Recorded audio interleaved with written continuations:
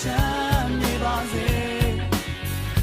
ရေလိုအေးလိုပန်းလိုချမ်းမြေပါစေရင်ဝင်သစ်မှသူလေးကိုမြစ်တီပန်းလေးတပွင့်လို့ညိုးနွမ်းစေခြင်းနဲ့ဆန္ဒကလေးနဲ့သာ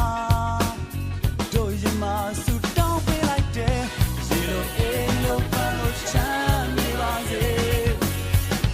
ရေလိုအေးလိုပန်းလိုချမ်းမြေပါစေအချိန်တွေပြောင်းသွားပေမဲ့လည်းရင်မှာမပြတ်တဲ့တန်ရောစဉ်ရေပတ်ချင်အောင်စေ